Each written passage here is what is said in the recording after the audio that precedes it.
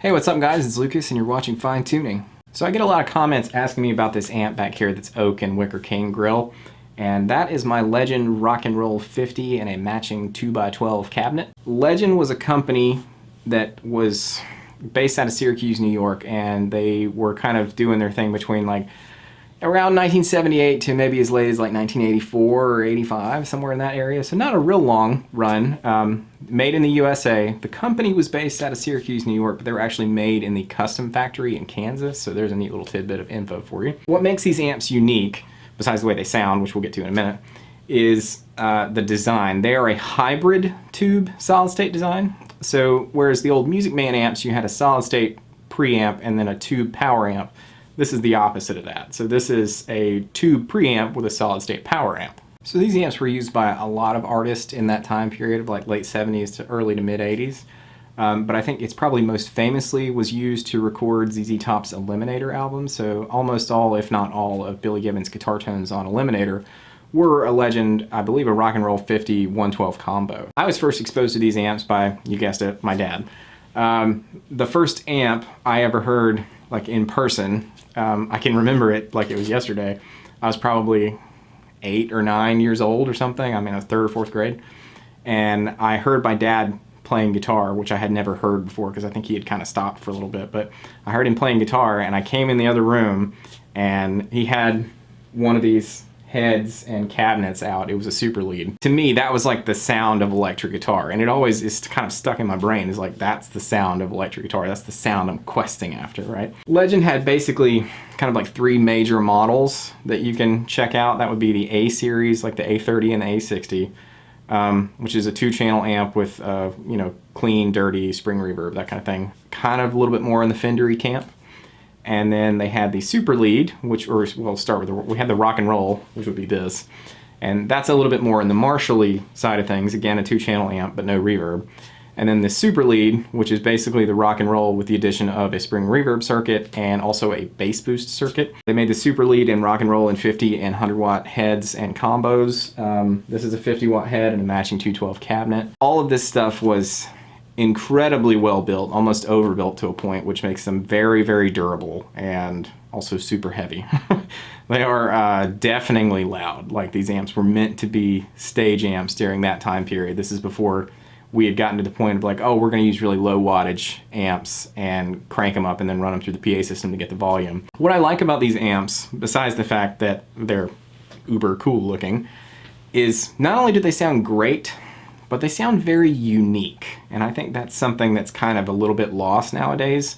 These amps, you can kind of feel the influences of certain amps in the design, but they definitely have their own thing. Like, they do their own thing, and I have never heard an amp that sounds like these. And furthermore, because these were made, you know, over a set of years where components would change a little bit in and out, and they were kind of improving the design, they all kind of sound different. This is my personal Rock and Roll 50 that I absolutely love because it's one of the gainier ones. They're not all as gainy as this amp is. Like, it's particularly kind of bitey. That 212 cabinet I got off eBay a few years ago, really, really cheap. And it had some old Celestion, like, gray back 25 watt speakers in them that I do not think were original to the cabinet. And one of them had kind of like a tear in the cone, so I ended up pulling those out. And what I have in it now are Warehouse Lead 80 speakers, which is much closer to what would have been in this amp's cabinet originally. Let's check out some sounds. Mic'd up with an SM57. I have all of the controls, except for the master volume, set to 5. So this is just kind of everything in the midway point. And you'll be able to hear there's a distinctive kind of woody, sort of dark, muscly tone.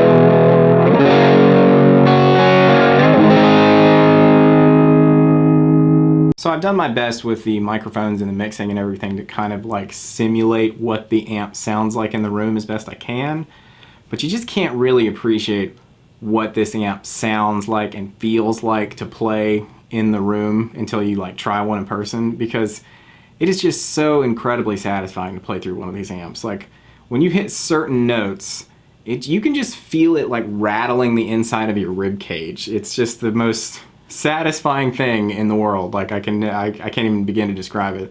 It's so much fun. I absolutely love these amps. They're just so unique and loud and touch sensitive and really like a very particular sound that just nails this one thing. Like I'm in love with these amps. They're so cool. So, and one of the cool things about these is because they're not a super well-known company and they only made them for kind of a limited amount of time. There's only so many units that were made. People don't really know what they are, which I'm probably not helping with this. But so if you kind of look on eBay or Reverb or something like that, every so often you'll see one of these pop up and you can get a head or a combo or, for something like, $300, $400, something like that. And it's worth every penny of that, man. Like they're so cool. And even if you get one that there's something a little funky with, like you can pretty easily find all the documentation schematics for all this stuff. And you can take it to your amp guy and have it fixed up because they used really high quality components. And for the most part, this stuff has held up really well over the years. So I very rarely have trouble with one of these. So anyway, I hope this has been fun and interesting for you. I highly recommend go check one of these out if you can. They're awesome.